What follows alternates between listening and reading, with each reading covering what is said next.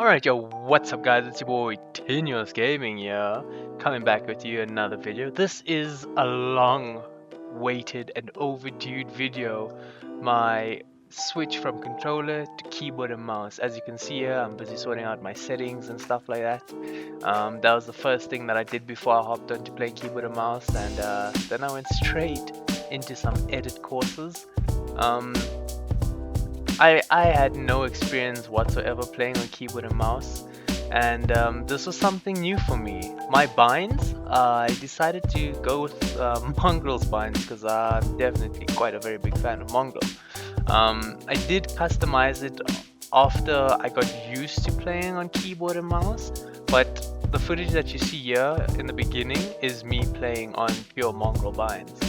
If any of you guys would like to have a look at what I used to play like on controller, I do have a couple of montages on my YouTube channel, so please make sure to check out the playlists and stuff. And for anyone new here, please, let's drop a like, alright? If we can get 200 likes on this video, I will make a month 2 of me switching from controller to keyboard and mouse and keep you guys updated with my progress. The one thing that I'd like everyone to just keep in mind here while in this scene that I'm currently in is I was really limited with desk space. I had a small office mouse pad at the time being with one of those little rests for your wrist. I had no space to move my wrist, and if there's a tip that I can give for everyone that's new switching from controller to keyboard and mouse, choose one sensitivity. Do your research on sensitivities, have a look around. I personally now I play on 800 dpi with the sensitivity of 8. But do your research, have a look around, check what other people have as their sensitivities and stuff like that there, and stick with it. I know you're gonna feel like, okay, let me change it, let me put it up a little bit, let me put it down a little bit, let me change something, tweak this, tweak that. Don't. You're gonna end up fucking yourself over in the end of the day, okay? You want to make as much progress as fast as possible, as soon as possible. Now, keep in mind, it won't just happen overnight as well, because look at what I'm doing there. I'm busy changing my stuff because I got frustrated and irritated. You will feel frustrated, you will be irritated, but trust me, stick to it. Practice every day, put the time and effort in, because you're amazing and you can do this. It's a piece of cake, it's a walk in the park, right? I decided to play creative with some of my friends and just see how well I can hang with them after switching to keyboard and mouse. As you can see, I'm struggling to press my buttons, I'm waffling everywhere. My edits is a lot better. I mean, I had more space now to move around. Yeah, but the accuracy was nowhere where I wanted it to be at all. So I decided to hop back into a private creative map for myself and just practice some piece control. This, if I'm not mistaken, is the Raider piece control map. And the reason why I dropped into this map specifically is I was not used to pressing any of my buttons for my bulls. And this was a very simple and easy way for me to slowly get used to pressing the buttons and using a mouse to place my bulls.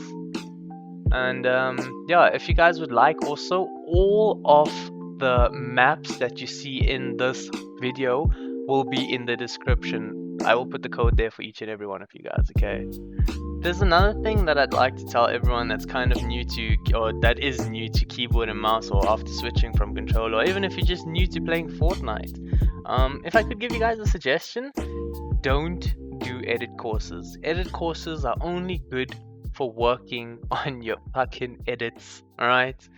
If you're doing edit courses to try and improve your building or your aim or whatever, trust me, it's not going to work. Yes, it will have a very microscopic effect, but if you want to get better with building, I highly recommend coming to piece control maps where you learn to press the buttons that you need to for your builds, or even going into a free build. And when I say free build, if you can't even build or do a 90, just place some walls in front, edit it and run, place walls and edit and run. Yeah, I decided to go into a game, and clearly it was a very bad mistake. My teammates, they were killed, brutally murdered. These 3 guys were hunting me down. They wanted to do very violating things to me there with their pickaxe. Um, but yeah, I mean, I kept at it. If I could suggest one thing, play with your friends and tell them, listen, yo, don't fucking destroy me, but don't go easy on me as well, because you want to be under that pressure. You want to have that pressure on you, because you'll be able then to handle it when you take part in a real game. Like that flick there, that flick shot was the first flick that I've ever done in my entire life. Yeah, you see my fat head busy playing with my sensitivities again. Clearly it was still too high for me, and I'm doing an edit course because I didn't know better to not do edit courses to improve in Fortnite. It just improves my editing, that's it. Alright? My movement is very choppier still. I felt so stiff when I moved from controller to keyboard and mouse because that beautiful joystick was gone, and now I had to use 4 keys just to move. As you can see here, my edits aren't the greatest, but they're also not that bad, and they started getting better. It's really easy to edit on keyboard and mouse, and it's definitely something that you don't have to work on constantly. If you guys didn't notice, I got a face cam there, and no, I didn't edit it in. I actually stream every day on YouTube, be it Fortnite or Rocket League or whatever game I feel like playing, but I stream every day on YouTube. So I mean, if you guys do happen to see this video while I'm streaming, please pop in, say hi, I came from your video or whatever, I don't know. But as you can see, I'm busy flexing my edits here on this bot in this lobby here. Yeah, I mean, look, this is my first arena game that I played with some of my mates, and honestly, I didn't expect it to come this easy, but look at this, it's not even 10, this is a bot. This was my first ever arena win with my mates. Obviously they carried, I didn't do everything myself. It was a very like a memorious event for me, and a moment that I definitely cherish and will remember forever. Yeah, I'm busy playing some box fights with my friend, yeah, practicing my aim, practicing my flicks and whatnot, practicing to build. Look, you're going to have to put in a lot of hours. There you can see already my aim is getting better, starting to flick landing shots, but the AR spray was not at all in my favor. These people like Calyx and Booga and Benji Fishy, they spend hours and hours, and they do get, look at my face, I'm so frustrated there. They spend hours and hours putting in time and effort into just being godlike. Yeah, I'm trying to place a floor and a ramp to cover my back as I run. It was the easiest thing to do on controller, but for some reason it is one of the hardest things for me to do on keyboard and mouse. You are going to die a lot, and please don't. I understand it's frustrating, you're not nowhere as good as you used to be on controller, but trust me, stick to this, it will pay off in the end. I'm sure a couple of you people are wondering, why did I switch to keyboard and mouse? One, I didn't really have money to buy new controllers constantly because of stick drift. I did buy a scuff recently, and I decided that that wasn't working for me, and I decided to just use my normal PS4 controller, play double claw. But to be honest, gents, I think the best thing for me was switching to keyboard and mouse, because I felt like I reached my peak on controller and I wasn't getting to that level that I'd like to be.